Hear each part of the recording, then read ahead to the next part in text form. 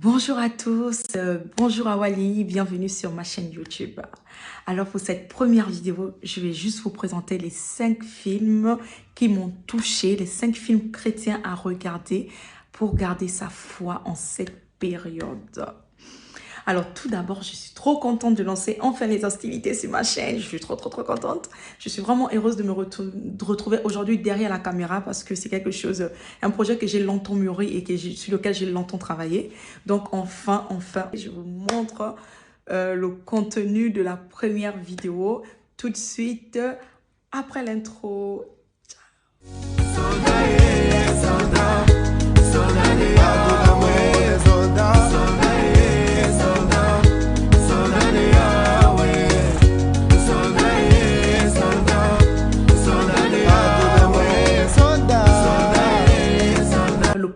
Alors, le premier film que je vais vous présenter, c'est Dieu n'est pas mort 2. Dieu n'est pas mort 2, pourquoi? Parce que c'est écrit comme ça sur Netflix et je pense qu'il y a le 1, mais que je n'ai pas encore regardé, que je n'ai pas réussi à voir. J'aimerais bien le trouver et dès que je trouve la plateforme sur laquelle je peux le regarder, je vous le dirai dans une autre vidéo. Alors, Dieu n'est pas mort, c'est tout simplement l'histoire d'une femme qui a cru, qui croit en Dieu et qui, lors d'une conversation avec son étudiante, son élève, donc la femme, elle est prof dans un collège, il me semble, ou un lycée, je ne sais plus, et elle va dire à la jeune fille d'être forte, elle va l'exhorter en fait, sans pour autant parler de Dieu. Et la jeune fille va lui dire, mais vous êtes si forte, comment vous faites? Et elle va répondre, mon secret c'est Jésus.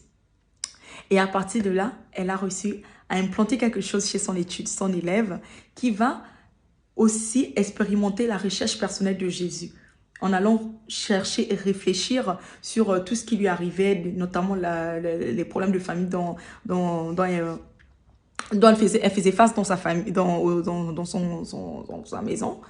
Bref, donc elle va expérimenter Dieu. Ça va arriver au niveau où elle va en parler au lycée. Les parents ne vont pas être d'accord, le professeur ne vont pas être d'accord et elle va être emmenée en justice. Quand je dis elle, je parle de la prof. Donc les parents reportent plainte parce que l'école était un endroit public, donc on ne doit pas prêcher, on ne doit pas faire de sermon et tout selon la Constitution aux États-Unis. Et ce qui est magnifique dans ce film, c'est que ils ont essayé de démonter les chrétiens et à la fin, on a réussi à démontrer de A plus B que Jésus n'est pas mort, que Jésus a existé. Et c'est juste magnifique en fait, parce que là où tu te rends compte que la parole qui dit « toute chose concourt au bien de ceux qui aiment Dieu » en fait. C'est-à-dire, il a pris la situation dans laquelle la prof était. En fait, nous, on disait même en rigolant devant le film qu'en fait, les gens, ils sont venus, même les gens qui étaient païens se sont convertis au procès. Tellement Dieu a travaillé d'une... Franchement, ce film... il faudrait le regarder. Il faudrait franchement le regarder, ce film. Alors, le deuxième film, c'est War Room. War Room, c'est, je pense, c'est la chambre de prière. Alors, War Room, c'est vraiment extraordinaire. C'est vraiment un film, c'est particulier. Hein. C'est vraiment un film que toutes les femmes devraient regarder parce que War Room, ça montre vraiment la place de la prière dans un foyer, la place de la prière dans la maison, mais aussi la place de la femme de prière, en fait. La place de la femme qui prie dans un foyer. Et ce film-là, il est juste magnifique.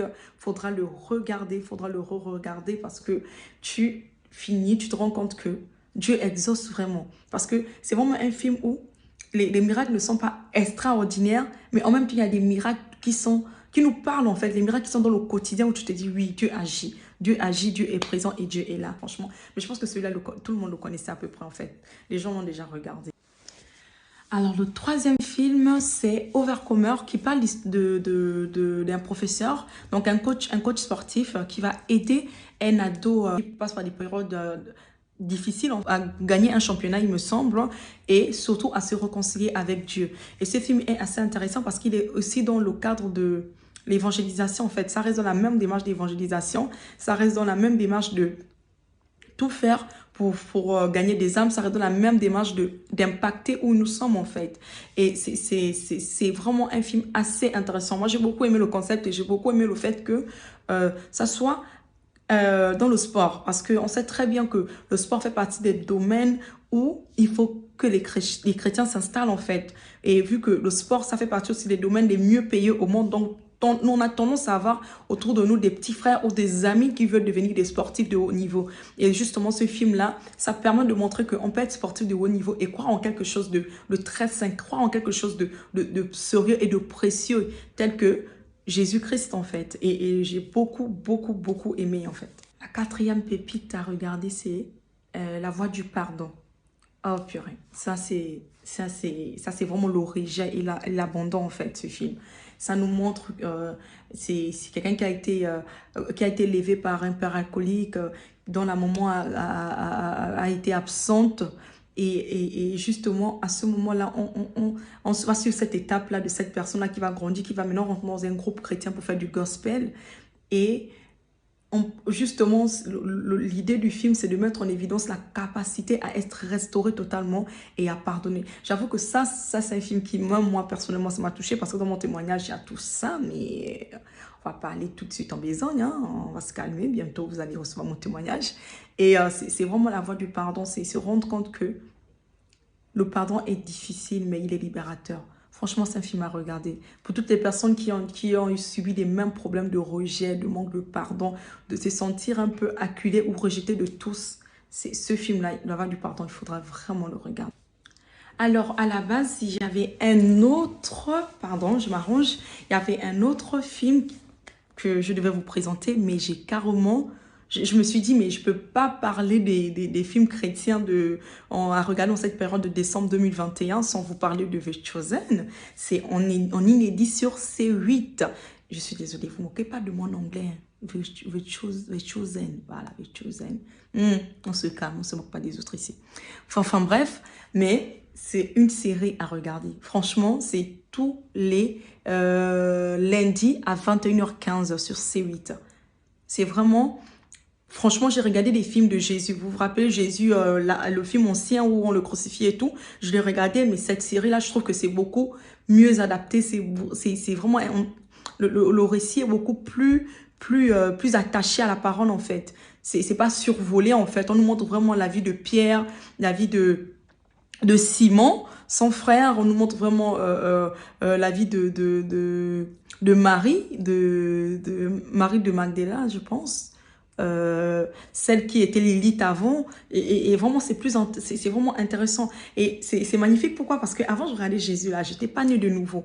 Maintenant que je regarde ce film là, vu que je suis née de nouveau, cette série là pardon, et que je suis née de nouveau, j'arrive maintenant à faire des parallèles avec des versets de la Bible. J'arrive maintenant à faire des parallèles avec ce que je sais. Le Saint-Esprit arrive maintenant à me parler, à me dire, ah, tu vois, telle situation c'était ça et ça c'est vraiment magnifique en fait. Donc je vous encourage à regarder cette série sur C8 et je ne vais pas couper tous mes lapsus que j'ai fait durant cette partie là. Je vais garder ça parce que c'est drôle.